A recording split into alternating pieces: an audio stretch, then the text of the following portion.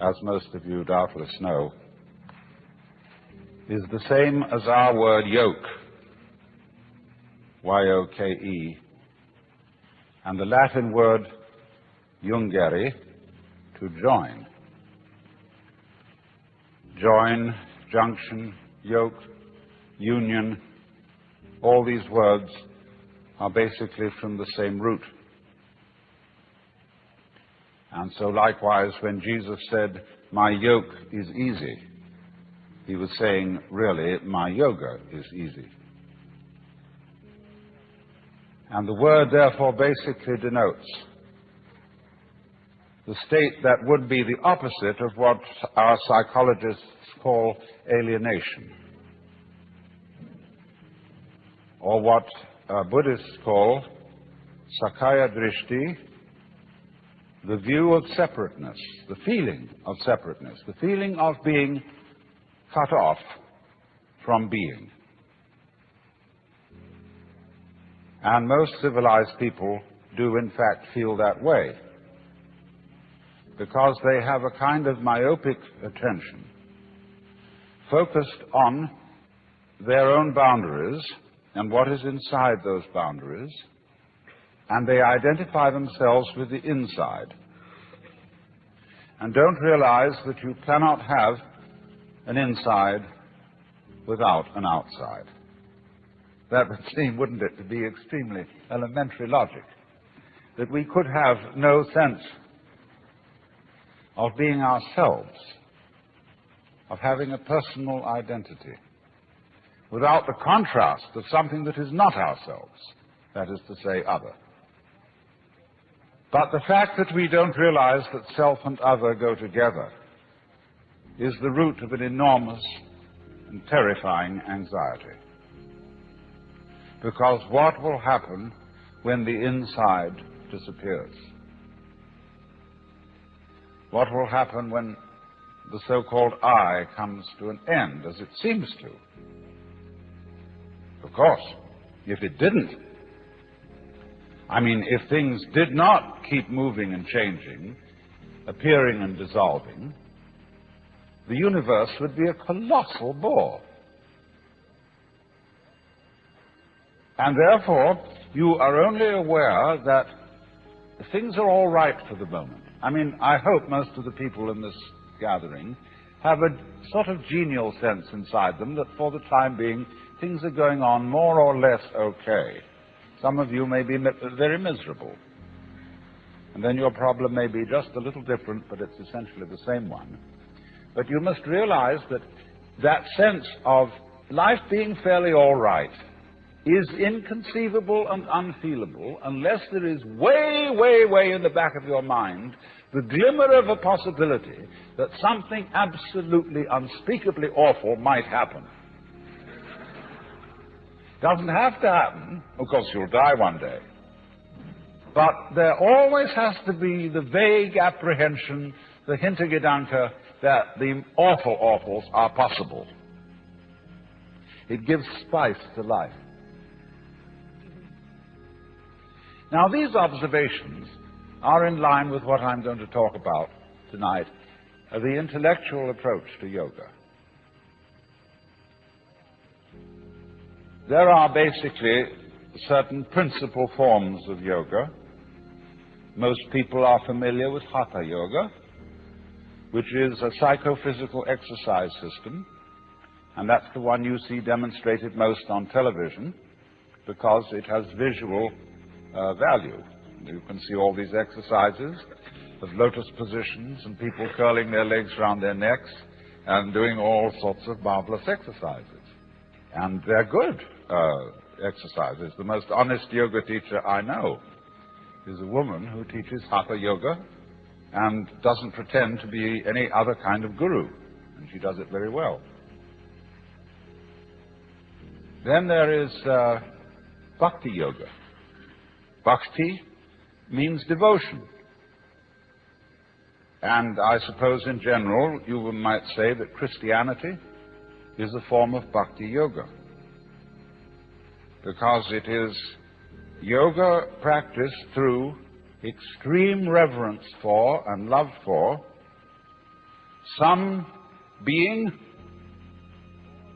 felt more or less external to oneself, who is the representative of the divine. Then there is karma yoga. Karma means action. And incidentally, that's all it means. It does not mean the law of cause and effect. When we say that something that happens to you is your karma, all it's saying is it's your own doing. Nobody's in charge of karma except you. Karma yoga is the way of action, of using one's everyday life, one's trade, or an athletic discipline like sailing or surf riding or track running as your way of yoga, as your way of discovering who you are. Then there's Raja Yoga. That's the royal yoga. And that's sometimes also called Kundalini Yoga.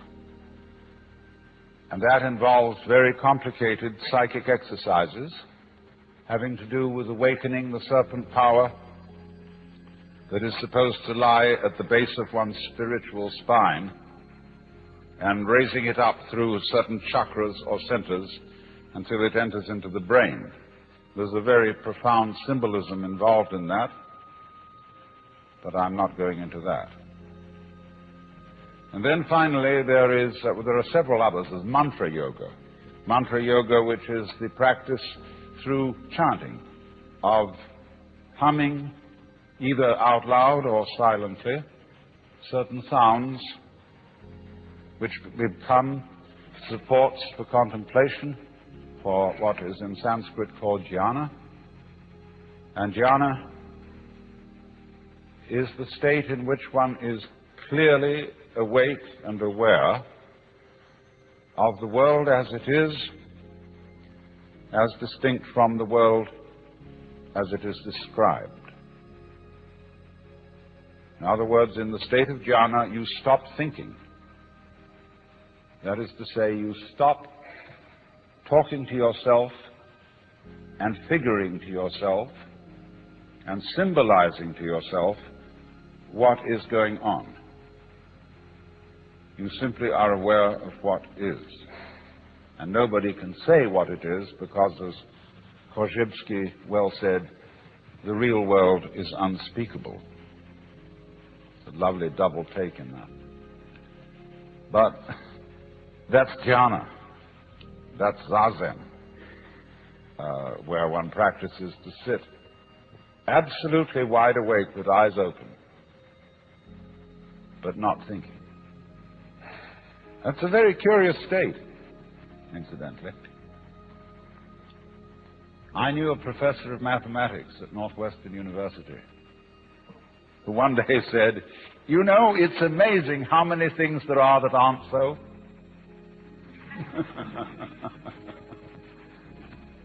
You know, I mean, he was talking about old wives' tales and scientific superstitions and so on. But when you practice jhana, you're amazed how many things there are that aren't so. Because when you stop talking to yourself and you are simply aware of what is, that is to say, of what you feel, what you sense, even that saying too much, you suddenly find that the past and the future have completely disappeared. So also have disappeared the so-called differentiation between the knower and the known, the subject and the object, the feeler and the feeling, the thinker and the thought. They just aren't there, because you have to talk to yourself to maintain those things. They're purely conceptual. They're ideas. They're phantoms, ghosts. So when you allow thinking to stop, all that goes away. And you find you're in an eternal here and now. And there's nowhere you're supposed to be. There's nothing you're supposed to do. There's nowhere you're supposed to go, because in order to think you're supposed to do something, you have to think. And so it's incredibly important to unthink. at least once a day, for the very preservation of the intellectual life.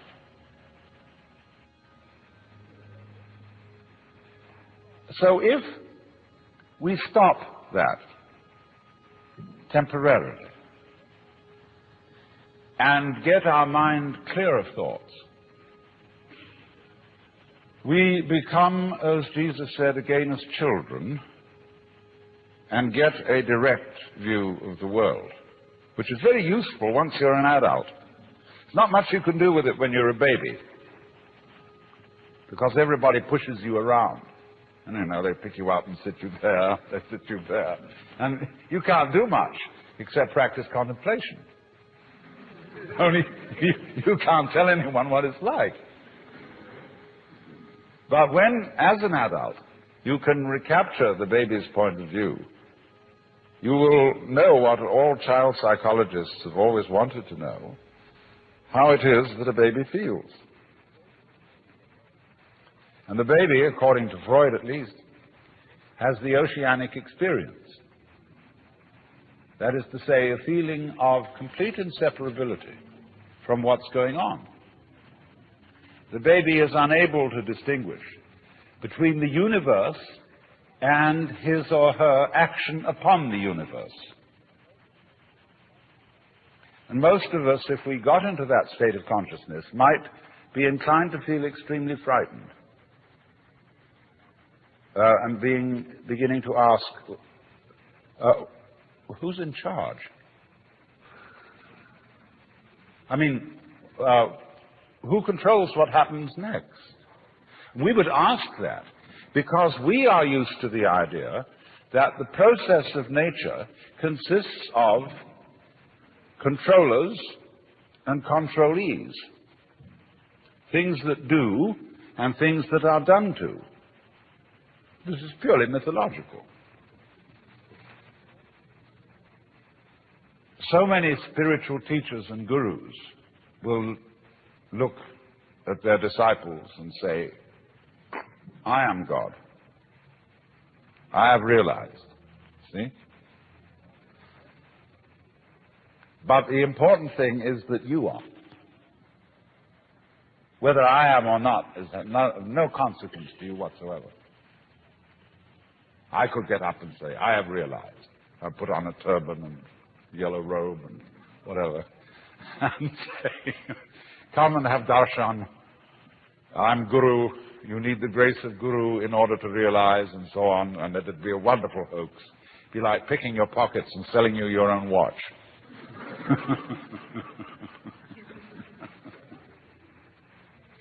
But the point is, you are.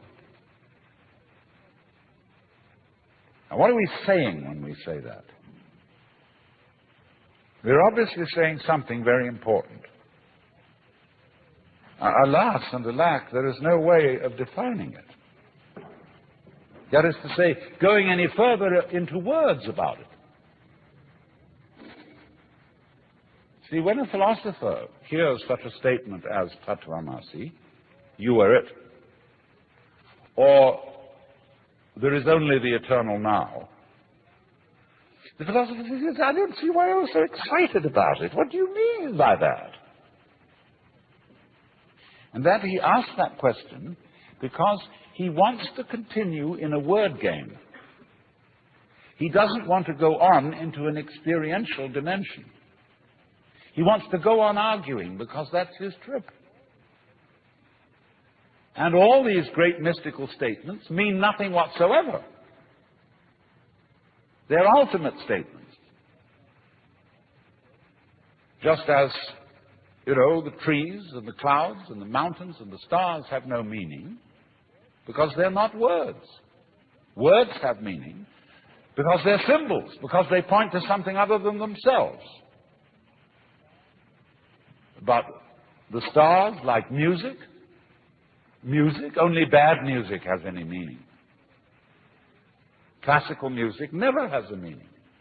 And to understand it, you must simply listen to it and observe its beautiful patterns, go into its complexity.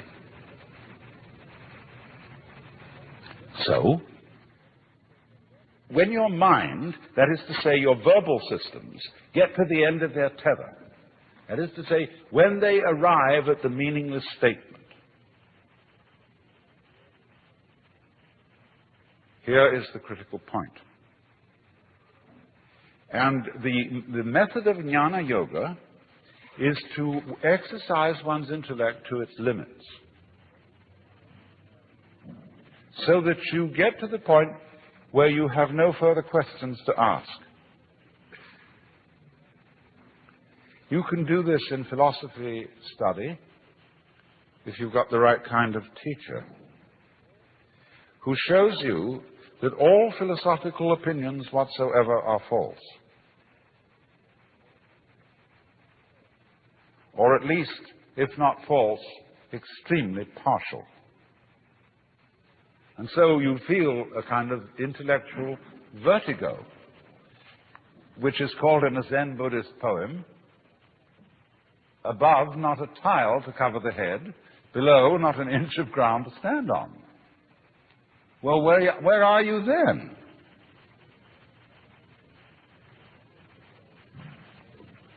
Well, of course you always were. You've discovered you're it. And that's very uncomfortable, because you can't grab it. See, here, I've discovered that whatever it is that I am, that's not something inside my head. It is just as much out there as it is in here, but whatever it is, I cannot get hold of it. Well, that gives you the heebie-jeebies. You get butterflies in the stomach, anxiety, traumas, and all kinds of things. But this is all explained by Shankara, the great Hindu commentator on the Upanishads, the great master of the non-dualistic doctrine of the universe, when he said, "That which knows, which is in all beings, the knower, is never an object of its own knowledge."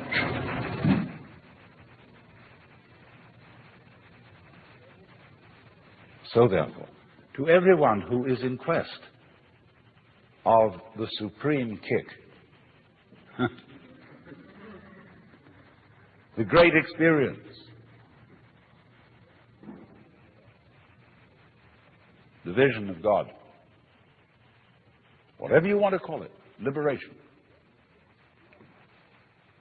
When you think that you're not it, any old guru can sell you on a method to find it. And that may not be a bad thing for him to do. Because, as Blake said, a fool who persists in his folly will become wise.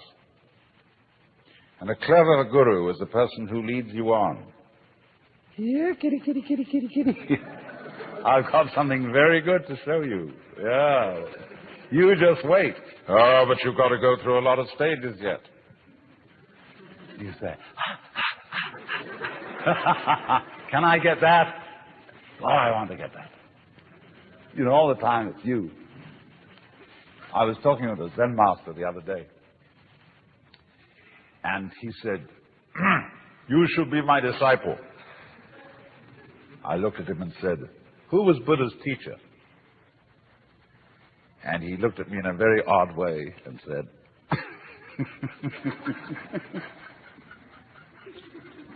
so he burst into laughter, and he gave me a piece of clover.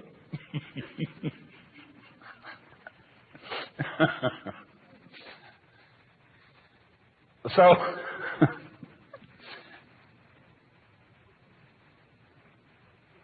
you see, so long as you can be persuaded that there's something more that you ought to be than you are, you've divided yourself from reality, from the universe, from God, or whatever you want to call that, the Tat in Tat Tvamasi. And you will find constantly, if you are interested in anything like this, in psychoanalysis, in Gestalt therapy, in sensitivity training, in any kind of yoga or what have you,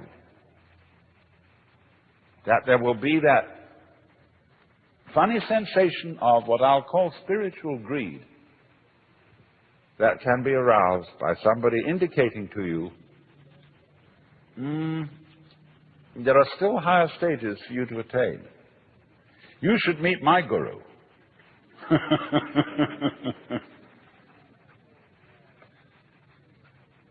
So you might say then now, to be truly realized, you have to get to the point where you're not seeking anymore. So then you begin to think, well, we will now be non-seekers.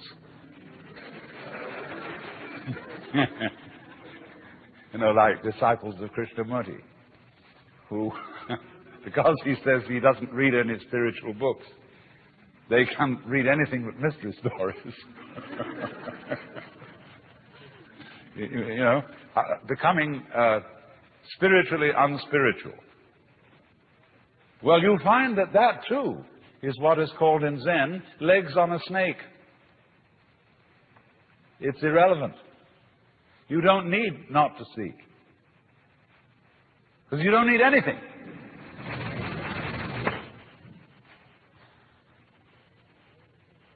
And I mean, it's like crawling into a hole and pulling the hole in after you. And the great master of this technique was a Buddhist scholar who lived about 200 AD called Nagarjuna. He invented a whole dialectic. He had a whole school called Madhyamika, where the, as it were, leader of the students would simply destroy all their ideas, absolutely abolish their philosophical notions. And they get the heebie-jeebies. They see he didn't have the heebie-jeebies. He seemed perfectly relaxed in not having any particular point of view. Well, they said, teacher, how can you stand it? We have to have something to hang on to. Who does?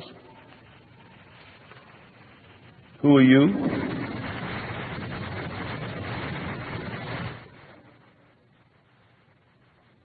And eventually you discover, of course, that it's not necessary to hang on to anything, to rely on anything. There's nothing to rely on, because you're it. It's like the universe. It's like asking the question, where is the universe? And by that I mean the whole universe. Whereabouts is it in space? Everything in it is falling around everything else, but there's no concrete floor underneath for the thing to crash. Because the space, you can think of infinite space if you like. You don't have to think of curved space. The space that goes out and out and out forever and ever and has no end. What is that? Of course it's you. What else could it be? Only the universe is delightfully arranged so that as it looks at itself, in order not to be one-sided and prejudiced, it looks at itself from an uncountable number of points of view. We thus avoid solipsism, as if I were to have the notion that it's only me that's really here, and you're all in my dream. Of course, that point of view cannot really be disputed, except by imagining a conference of solipsists, arguing as to which one of them was the one that was really there.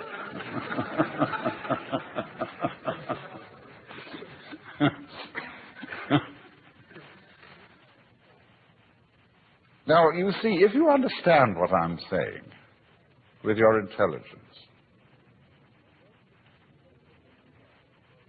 and then take the next step and say, but I understood it now, but I didn't feel it. Then next I raise the question, why do you want to feel it?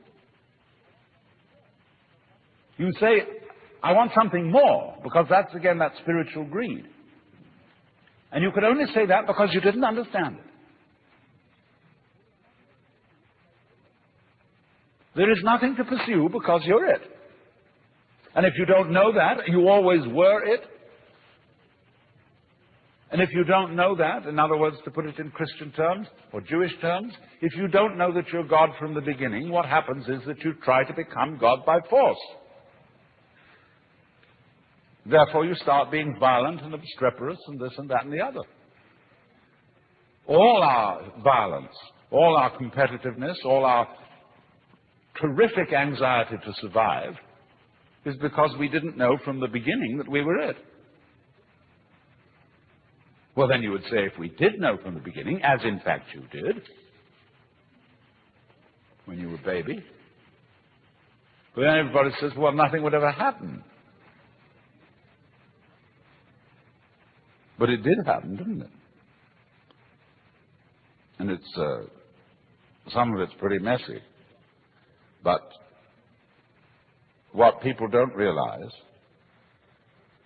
is they say, well, take the Hindus.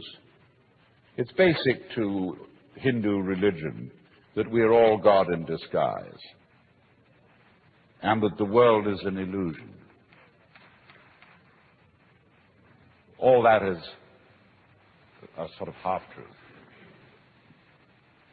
But if that is the case, if Hindus, and really awakened Hindus, by the knowledge of their union with the Godhead, would simply become inert, why then Hindu music? The most incredibly complex, marvelous technique. When they sit and play, they laugh at each other. They're enjoying themselves enormously with these very complicated musical games. But when we come and the symphony orchestra gets up, everybody dresses in evening dress, the most serious expression, and all the audience is down, and you know, it's like it's in a kind of church. And there's none of that terrific zest where the drummer, the tabla player, laughs at the sarod player as they compete with each other in all kinds of marvelous improvisations. So, if you do find out, by any chance, who you really are, you, instead of becoming merely lazy, you know, you start laughing. And laughing leads to dancing. And dancing needs music. And we can play with each other for a change.